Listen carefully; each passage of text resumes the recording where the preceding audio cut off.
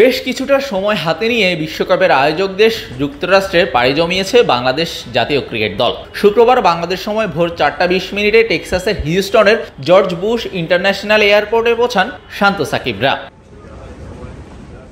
বিশ্বকাপের আমেজে থাকা বাংলাদেশ দলকে যুক্তরাষ্ট্র স্বাগত জানিয়েছে গুঁড়ি গুঁড়ি বৃষ্টি দিয়ে। এর আগে সেখানে বয়ে গেছে ঘূর্ণিঝড় এবং তাতেই এখন অনিশ্চিত যুক্তরাষ্ট্রের বিপক্ষে বাংলাদেশের 3 ম্যাচের টি-20 সিরিজ।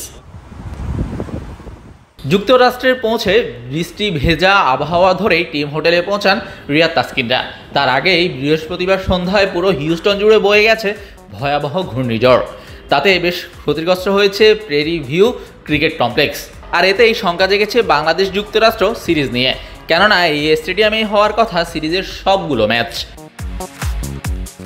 প্রেরি ভিউ ক্রিকেট কমপ্লেক্সটি মূলত অস্থায়ী স্টেডিয়াম। খুব কম সময়ের মধ্যে প্রস্তুত করা হয়েছে বাংলাদেশ যুক্তরাষ্ট্র সিরিজের জন্য। 75 মাইল গতিবেগে সেই ঝড়ে ক্ষতিগ্রস্ত হয়েছে স্টেডিয়ামের অস্থায়ী ডাগ আউট, ভিআইপি তাঁবুসহ অস্থায়ী সব অবকাঠামো। সাইট স্ক্রিন, অনুশীলনের সব নেট, টিভি এবং লাইভ স্ট্রিম সম্প্রচারের সাইট স্ক্রিনের পেছনের স্ট্যাফোল্ডিং টাওয়ারগুলো পড়েছে ঘূর্ণিঝড়ের কবলে।